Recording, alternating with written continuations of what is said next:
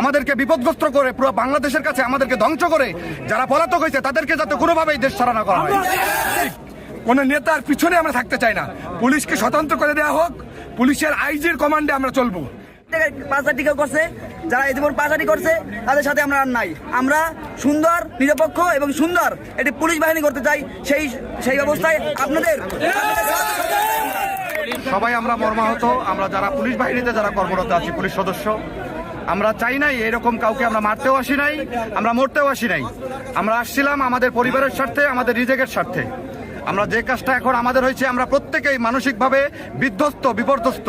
প্রত্যেকটা পুলিশ সদস্য আমাদেরকে ব্যবহার করছে যারা, তারা আজকে দেশ পলাতক। আমাদের কোনো গার্জিয়ান ছিল না আমাদের রাজারবাগে।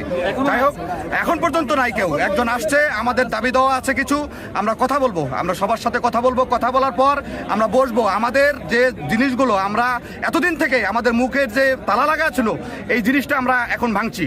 আমাদের মুখের কথাগুলো এখন আমরা প্রকাশ করব যে আমরা আসলে কিভাবে নির্যাতিত হয়েছি এই নিম্নপদস্থ কর্মচারীরা। এই জিনিসটা আমাদের এই প্রত্যেকের কথা, এটা আমার কথা না। আমরা যারা আছি রাজারবাগে, যারা অবস্থান করতেছি এখন পর্যন্ত, প্রত্যেকের, শুধু বাংলাদেশে যারা সকল পুলিশের কথা আমি বলতেছি, বাংলাদেশের সকল পুলিশ যারা আছে তাদের কথা আমি বলতেছি। আমার মনের কথা আমি মনে করি, প্রত্যেকটা পুলিশ সদস্যের বর্তমান মনের কথা, আমাদেরকে বিপদগ্রস্ত করে পুরো বাংলাদেশের কাছে আমাদেরকে ধ্বংস করে যারা পলাতক হয়েছে তাদেরকে যাতে কোনোভাবেই দেশ ছাড়া না করা হয়। আমাদেরকে যেভাবে ইউজ করা হয়েছে, এখন তো তার শিকার আপনারা দিয়ে দিচ্ছেন। তার জবাব কালকে প্রত্যেকটা থানায়, কালকে যে গণহত্যা চালানো হয়েছে 25 মার্চের থেকে ভয়ানক হয়েছে। সারা বাংলাদেশ যে গণহত্যা চালানো হয়েছে 25 মার্চের থেকে ভয়ানক হয়েছে। প্রত্যেকটা পুলিশ সদস্য আমরা কান্না করছি যে কেন আমরা তো মরতে আসি নাই ভাই, আমরা কাউকে মারতেও আসি নাই। আমরা কেন এটা শিকার হইলাম? আমরা কেন প্রথম, যদি এই আইজিপি যদি প্রথম বক্তৃতা দিত যে আমরা জনগণের বুকে আমরা গুলি চালাইতে পারবো না, মাননীয় প্রধানমন্ত্রী বা রাষ্ট্রপতি আপনি একটা সিদ্ধান্ত দেন, তাহলে আমাদের এই পরিস্থিতি আজকে আসে না। আমাদের পুলিশের রাজনৈতিক দল স্বার্থ হাসিলের জন্য আমাদের ইউজ করছে। অবশ্যই জানেন কারা কারা ইউজ করছে। 4-5টা এজেন্ডা পুলিশের হিসাব করে দেন। বিপ্লব, আমাদের আইজিপি হারুন, এজেন্ডার কারণে আজকে আমাদের এই পরিস্থিতি।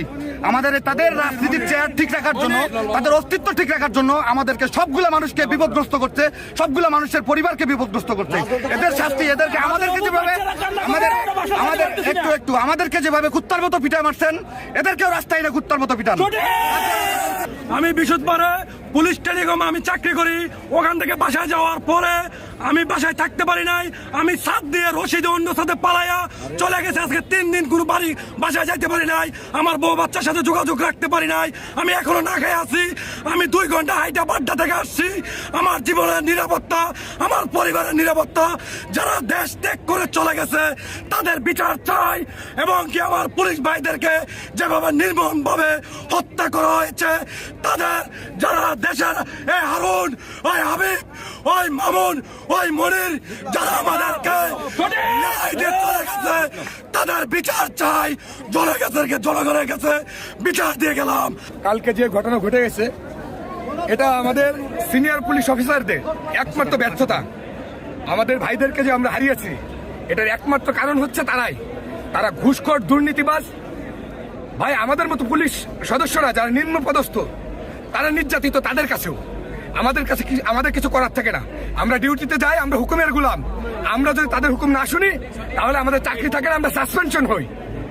এই পরিস্থিতিতে আমাদের কিছু করা থাকে। আমাদের ছাত্রদের সঙ্গে কোনো বিরোধিতা নাই, দেশের জনগণের সঙ্গে আমাদের কোনো বিরোধিতা নাই। একমাত্র বিরোধিতা হচ্ছে আমাদের তাদের সঙ্গে। আজকে আমাদের পুলিশ জেগে উঠেছে, তারা স্বতন্ত্র চাই। আমরা কোনো স্বরাষ্ট্রমন্ত্রী, কোনো রাজনীতিক, কোনো নেতার পিছনে আমরা থাকতে চাই না। পুলিশকে স্বতন্ত্র করে দেওয়া হোক, পুলিশের আইজির কমান্ডে আমরা চলবো। আমাদেরকে কোনো নেতা কমান্ড করবে না যে তোমরা বিএনপিকে ধরে নিয়ে আসো, তোমরা আওয়ামী লীগকে ধরে নিয়ে আসো। আমরা পুলিশ, আমরা কখনো চাই না বিতর্কিত হতে। আমরা জনগণের সেবা করতে চাই, মানুষের বন্ধু হতে চাই। আমাদের আস্থা আছে, আমাদেরও পরিবার বাইরে থাকে। আজকে আমাদের পরিবারের নিরাপত্তা নাই, আমাদের নিরাপত্তা নাই। আমাদেরকে মানুষ থুতু মারে। ভাই, আমরা তো 1 টাকা খাই না। আমরা আপনাদের জন্য জীবন দিচ্ছি। আমরা 71 সালে দিয়েছি এই রাজারবাগ থেকে, আমরা আবারও দিলাম। এত জীবন কেন দিলাম? শুধুমাত্র এই বিসিএস অফিসারদের কারণে। তারা কালকে পারতো, যখন শেখ হাসিনা পালাই গেছে, তাদের কাছে নিউজ ছিল, তারা পারতো আমাদেরকে সরিয়ে নিতে। তারা শুধুমাত্র একবার যদি বলতো বেজে তোমরা সরে যাও, আমরা সরে যেতে পারতাম। আমাদের এত পুলিশ নিহত হতো না। আজকে তাদেরই নির্দেশনার কারণে আজকে আমাদের এত পুলিশ তারা আহত হয়েছে, তারা নিহত হয়েছে। আপনার প্রত্যেকটা থানাতে আগুনে পুড়ে আমার ভাইয়েরা যেভাবে আছে, আমরা এখনো লাশগুলো পাই নাই। আমাদের ওই সিনিয়র অফিসাররাই তারা লাশগুলো গুম করে ফেলেছে। আমরা তাদের বিচার চাই, দৃষ্টান্তমূলক বিচার চাই আমরা তাদের।